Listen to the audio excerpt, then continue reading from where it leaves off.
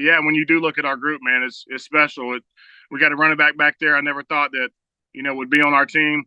You got AJ, becoming what he's becoming. Devontae as well, and then Dallas. I think he's probably one of the more underrated players in the league.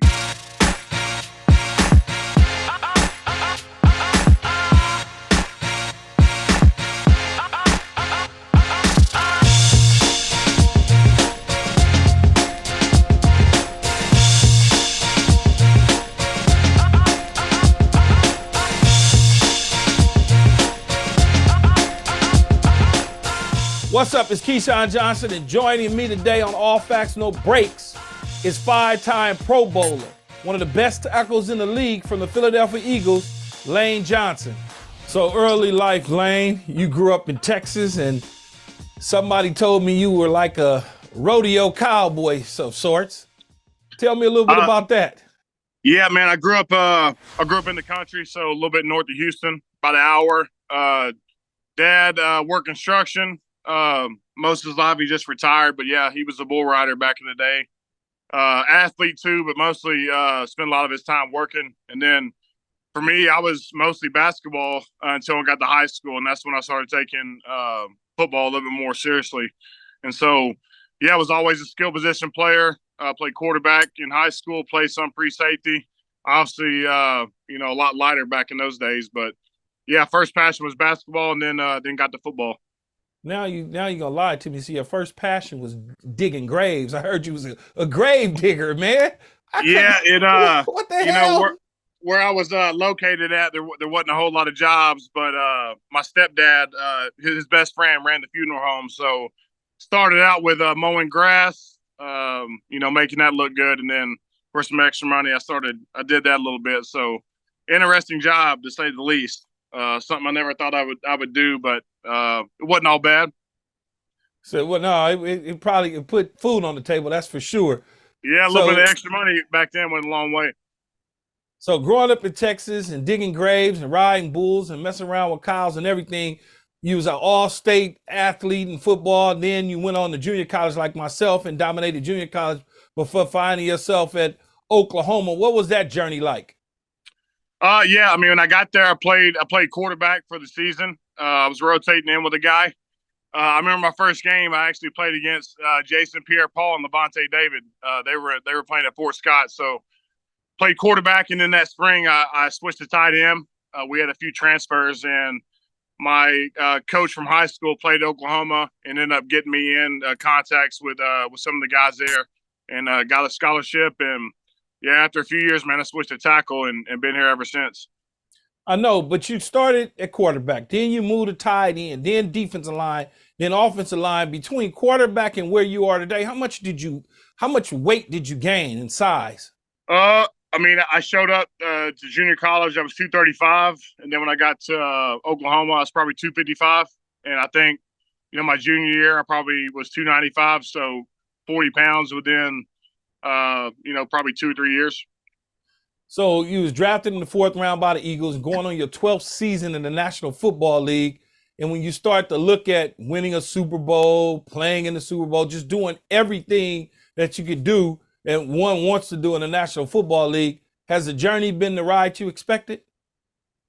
Oh, yeah. I mean, coming in, I always thought I was going to play left tackle. But whenever I got in the league, obviously Jason Peters has been holding that position down for a long time, future Hall of Famer. So, I felt like, the right tackle position, it took me a while to kind of get that into the conversation of the left tackle. But I felt like over those few seasons, they started switching, their best pass rusher all around. And so I felt like, over the past 10 years, the kind of the right tackle, left tackle is viewed pretty similar now. As in both guys got to block some pretty good dudes. Yeah, Lane, we got a lot in common, believe it or not. I didn't grow up as a country boy, although I lived in Texas when I played for the Dallas Cowboys. But the thing that we have in common is that you turn your historical barn that's on your property into a weight room. I have since done the same thing on the property that I'm building right now. I'm taking the barn and I'm turning it into a complete weight room, a guest house, a play area for the kids. What made you say, okay, I'm gonna modernize this thing and turn it into something I can use?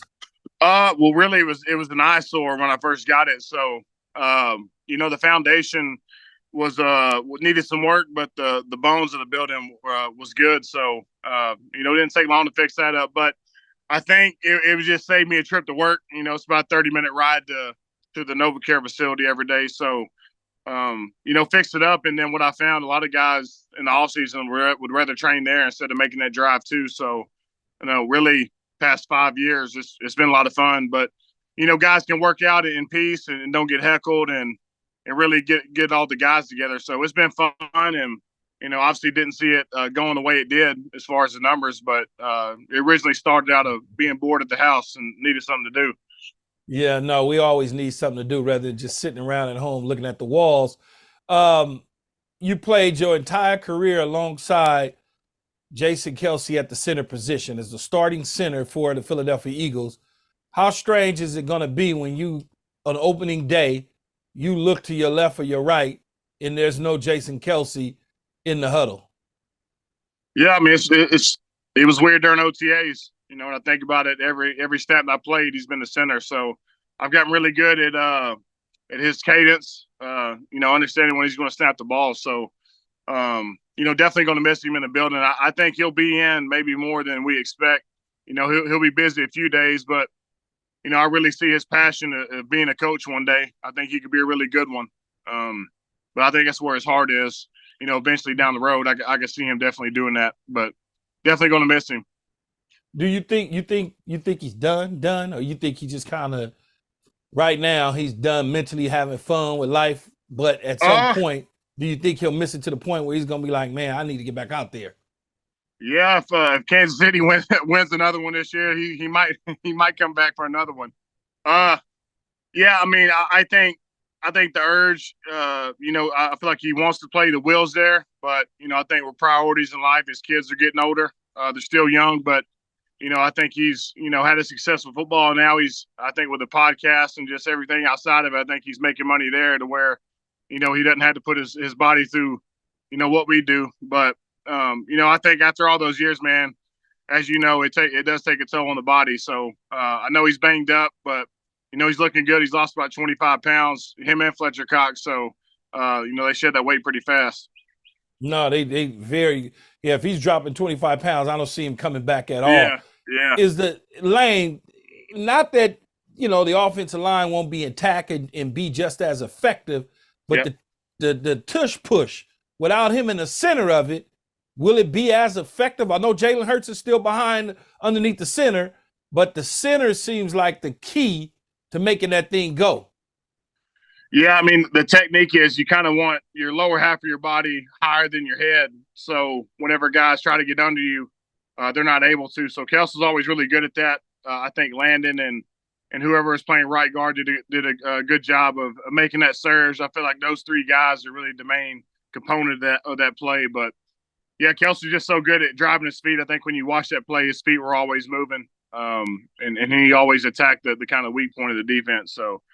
It's one of those plays that you run, you never really think about a whole lot. But, after we started having a lot of success, it became what it became. Lane, it's been a lot of conversation swirling around Jalen Hurts' ability to be a leader and get along with his locker room and things of that nature. I don't buy into any of that. I think he's a hell of a player, a hell of a person. What do you have to say about some of the noise that's out there about Jalen and the pressure that's on him this year? Well, that's the beauty of football, man. Whenever the season isn't going on, the fans, they all live by kind of the drama that's filled with it. I think Jalen handles it in a very mature way. He's vocal when he needs to be. He's got a real tight bond with his teammates. But, I think Jalen, with his work ethic, and how he prepares himself, I think that speaks volumes. And a lot of times with guys in the building, a talk doesn't go a long way. It's more actions and how you work every day. So he's got that down. I know he's anxious to get the season started. We got a new offense coordinator, so a little bit different terminology as far as that's concerned with Kellen. But man, he's just a tremendous worker, and I think even this offseason, he has heard some of the stuff that's been said, and he's made a conscious effort to get closer with his teammates. Whatever guys think maybe missing, he's worked on. So, maybe the best offseason he's had since he's been an Eagle. Is this the best? Even though you won the Super Bowl, is this the best offensive skill position players or offense in general that you've been around when you look at the huddle and all of a sudden there's Saquon Barkley, A.J. Brown, Devontae Smith, Jalen Hurts, Dallas Goedert, the tight end. I mean, when you look around, you say to yourself, well, I won a Super Bowl, but this group might be better. Yeah, I mean, there's definitely seasons, during the spring and OTAs, you can look around and be like, the forecast for this year is going to be such as, when you do look at our group, man, it's special. We got a running back there. I never thought that, would be on our team. You got AJ, becoming what he's becoming, Devontae as well. And then Dallas, I think he's probably one of the more underrated players in the league. And, he's had some injuries, but I think he's a Pro Bowl level guy year in, year out. So, yeah, man, definitely excited. Cam's going to be switching to the center, taking over for Kelce, and then we'll obviously a right guard, a battle during camp. So, yeah, I'm excited. Just because you're talented doesn't mean things mesh well. But, with our guys and how long they've been together, with the exception of Saquon, have been together for some time. So then you look at your new offensive coordinator. You mentioned Kellen Moore coming in from Los Angeles Chargers, not San Diego Chargers, by way of the Dallas Cowboys. You got rid of your offensive coordinator from a year ago.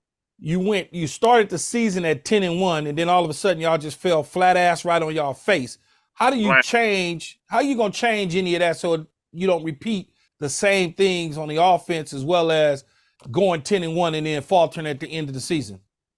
Yeah, it's like whatever plan of attack we had, and even with the record 10-1, a lot of those games were very close victories. And when you have a team that's talented and even some of those wins feel like losses because we didn't achieve what we wanted to, we felt like we left a bunch of points on the board. So, that happened. We tried. It felt like, the effort wasn't a problem. And I felt like we had a hard time, with kind of different blitz packages. Really in Tampa Bay, when you saw us, how we matched up with them during the playoffs, we had a hard time with blitz protection. And really, I think our philosophy of attacking that wasn't good and got exposed. So going into this year, I mean, Kellen brings a dynamic offense. I think it's put up a lot of points over the years. I remember watching, Dallas, when he was with there, just, he knew when to go tempo. He knew when to implement the quick game. And then he knew when to obviously, run the ball. I've seen Zeke run the ball many times on us, but just feel like he has a good feel of the game. And obviously, him as a player achieving what he achieved, just a bright mind. And so, seeing that during OTAs, you could feel, Scott knows what he's doing. You've been very open about your personal battle with mental health, so to speak. What made you want to have a conversation or even share that journey with the public? Yeah, I mean, I missed those games, and a lot of it was, mentally I was struggling because I had an injury. I had a surgery before the season started, and in 2020, I played through it for about 7 games. I had an ankle that needed totally repaired, so I got it done a second time within that year. And so the following year, I was trying to play and push off my foot, and I was having a hard time doing so. So, after I came back, instead of making up, some story, I told them, just kind of really what was going on with me. And, I feel like it resonated with athletes. In this business, you play with lots of guys that have injuries and come back. And, I felt like me being vulnerable, or at least being authentic to those guys, they could relate. And so, I think the biggest thing is talking to these guys after the games and in the off season and just realize, it helped some way. But, how I saw it, whenever Michael Phelps came out or any of these guys that have achieved a whole lot in their profession come out and still had that vulnerability to them and the human aspect. So I feel like for athletes that goes a long way. So Lane, you doing your thing off the field as well. You were nominee for the Walter Payton Man of the Year Award in 2023 with the Eagles. You recently sang on stage with Zach Bryan, and you made your WWE debut at WrestleMania in April. So which one of those was the coolest experience that you had? Man, they were all cool, but I think the WrestleMania takes the cake. Something I grew up watching. Obviously, the Attitude Era was huge when I was younger. So, yeah, I think just getting in that and just realizing how big of a production it is, the setup, and just everything involved. I got to meet Triple H. So after we got done in the ring, you walk behind the curtain and he's kind of watching. So they kind of give you a thumbs up or thumbs down with kind of the performance. And then all the other guys are in line waiting to go on. But yeah, initially, Kelce brought the idea to me. I told him, yeah, I'd join in. And during that week, he was wanting to film a little bit at a place called the Monster Factory, which is like a developmental for talent for the WWE. So we got to do a little bit of that before we got in the ring. So yeah, man, a lot of crazy dudes. They're they're definitely into it. And I think the first thing that popped off to me is after bouncing off the ropes, you realize those things are steel cables. They're not as flexible as they may look on camera. So those guys are taking a beating in the ring. So definitely a lot of respect for those guys. It's so wild that that I see the players nowadays doing it. When I was playing, they asked me to do it. Coach Parcells, Bill Parcells, was like, "No fucking way you doing that." He just wasn't. They wasn't having it. Yeah. He didn't want nobody to snap an ankle out there either. So I understand where he's going at, but basketball is a little bit different. I remember Dennis Rodman on WWE on Monday Night Nitro during the finals. So a little bit harder to do when you're playing football. No, yeah, no question about it. So you recorded your second Christmas album, I guess, with Kelce along with Jordan Mailata. And y'all raised over $3 million for local charities in the Philadelphia area.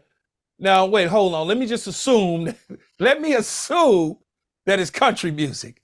Let me assume that. Nah, right? Nah. I can't assume that. Wrong. Wait. Yeah. How could I not assume you got an Ohio boy in Kelce? You got you in Texas. And Malata's from Australia? Where's Mailata from? Australia, yeah. Yeah, so Australia, like, I know it ain't no rap. So what is it? I mean, it's just pure Christmas music. Generally, I love kind of really all kinds of music, just being in the locker room. I've heard every song, rock, rap, country, whatever you want. So I feel like I'm well versed in it, but Mailata can actually really sing. So he sang like Chris Stapleton for the Rookie Talent Show when he was a rookie, so 6 or 7 years ago. So he popped off of that, which is a country song. So we knew Mailata could sing. And Kelce got with Connor Barwin to kind of, to boot the idea around. And we worked with Charlie Hall and the band, the War on Drugs. And yeah, man, we found ourselves in the studio a few years ago.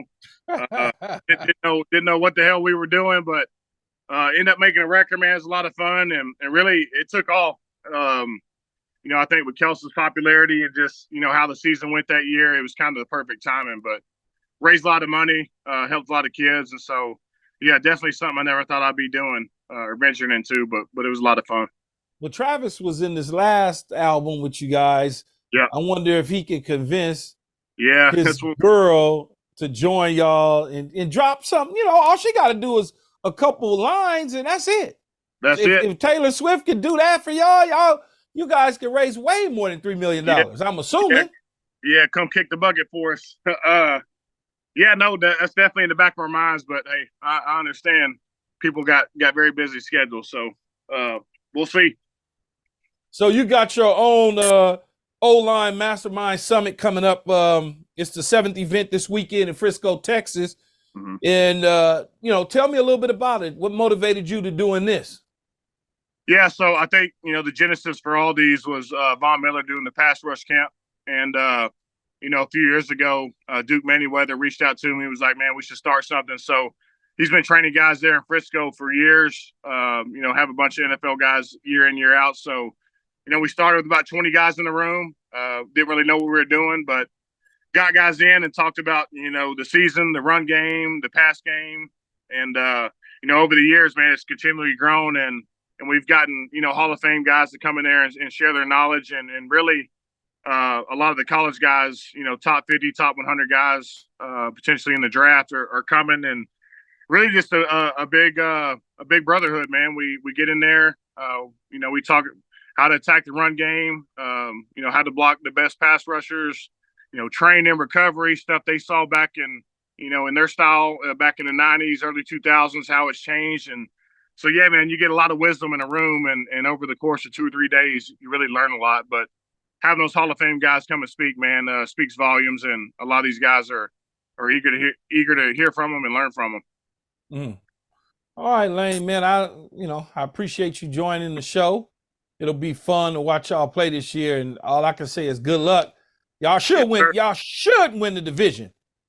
Y'all should win the division and then be right at the top with San Francisco in that 1-2 spot. That's what I'm thinking. Yep. No, that's definitely in my mind too. But yeah, man, I like to get the season started off hot and stay consistent with it. Don't do a nosedive like we did last year. But yeah, man, we'll be ready to get that taste out of our mouth soon. So it'll be here before we know it. All right, buddy, go ride some bulls or something, man. Thanks for having me, brother. All right, that's a wrap for today's show. Thanks to my boy Lane Johnson for coming on, spitting some knowledge. And don't forget to subscribe to the All Facts Pod wherever you get your social media, including YouTube.